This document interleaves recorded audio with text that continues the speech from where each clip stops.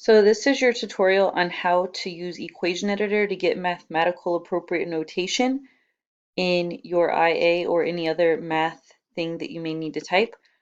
I'm going to show you the basics first. So what you'll do is you'll have your cursor wherever you want your equation, and you go to Insert, and then you'll find Equation. It's going to have the pi symbol next to it.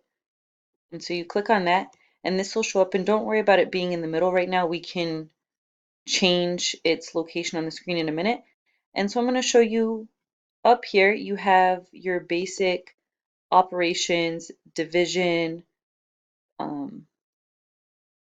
plus or minus when you're doing the square root.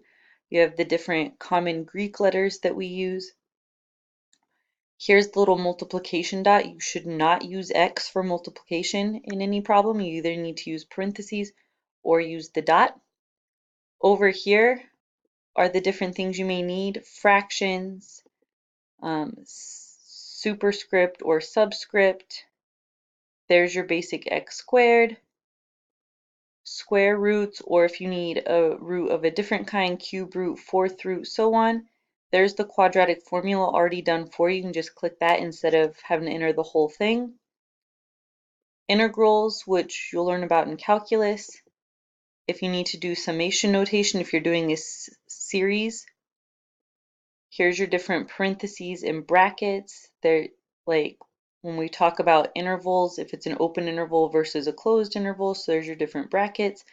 For given conditional probability, the little bar separator.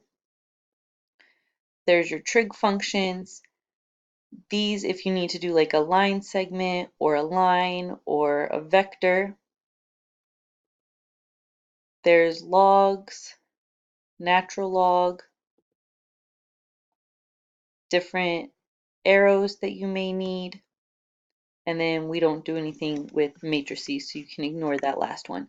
So I'm going to show you how to do 4 main things that kind of at least get you familiar with the different uses of the most commonly used things that are used in a majority of formulas. So I'm going to start with slope. So you type in m equals, and then we need a fraction. So we go up here to fraction, and so now I go to my numerator. And I don't want to type y yet because I need y sub 2. And so you have to actually do the script first. Then you arrow over, put your y, arrow to the right. Notice how the box is gray. That's the box that it's going to type in. So 2, arrow to the right to get out of that, minus, and then you go to script again, get another subscript, arrow twice to the left, y, arrow to the right once, 1. And then I go to the bottom and I do a similar thing to get in my x2 minus x1. So I go to script, subscript, x sub 2 minus, oops, wrong thing. So I accidentally hit the wrong thing. So I just hit backspace twice. That takes it out, and now I go back to script, subscript, and now I arrow to the left twice, x, arrow once to the right, 1. And then to get out of this, I can either click somewhere else on the document, or I can hit an arrow to the right until it takes me out of this. So now I have this. Notice up here, it has it justified, like, I'm not sure what that one is because we have left, center, right, and then something else.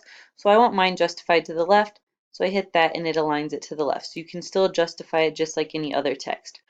You could also highlight it and make it bigger or smaller as needed. Sticking with the 12-point font though should be fine. All right, let's check out the distance formula. So same thing, insert, equation. I'm going to start typing d equals. I need the square root, so we'll go up here to radical, square root. Notice right now I'm not actually in the box. I need to arrow to the left so the box is gray. And then I need, so you have to kind of start from the outside in, I can't just do my parentheses because I'm going to need everything to be squared. So I need to do the squared first, the superscript, then I arrow to the right, or sorry, arrow to the left, parentheses,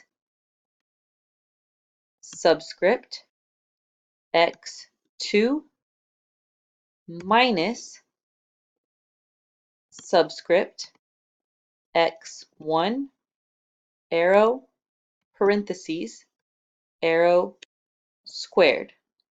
And then I arrow to the right to get out of the superscript, and then plus, go to my script up here, parentheses, or sorry, superscript, then I'm going to put parentheses.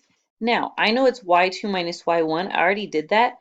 So I could have done this with the x2 minus x1 as well. I can go highlight that one little piece, my numerator up here. Control C, come down here, Control V, parentheses, squared. So if you've already typed something, like if you're doing multiple lines of work and you have certain things you've typed in and you need to repeat that, you can just do a copy paste instead of having to use equation editor to start from scratch. There's our distance formula. I'm going to align that to the left again. All right, conditional probability. I'm going to do the conditional probability formula from the formula booklet. So once again, I go to Insert, Equation. I'm going to do the probability of, actually I don't want to put parentheses yet because I'm going to go up here to bracket. I'm going to go to the bracket with separator, so that gives me the given part. So A given B equals fraction, the probability of A intersect B. And if you look up here in the basic math symbols, there's your intersect, B, close parentheses, divided by probability of B.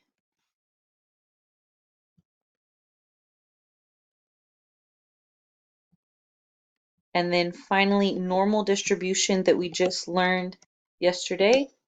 Just gonna put that like notation for it. So equation, remember, is x, and then the squiggly symbol, which is right here.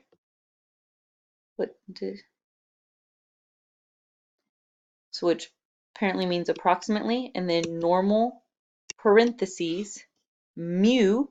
Mu is a Greek letter. It can be found up here. There's mu, comma. Remember, it's the standard deviation squared. So here's my standard deviation, but I need it squared. So first I need to go to my script, and then standard deviation squared, parentheses. And so there are a few of our formulas, and we've worked on putting that in. So you're going to practice with it, figure out what formulas you need for your IA, and play around with it until you figure it out.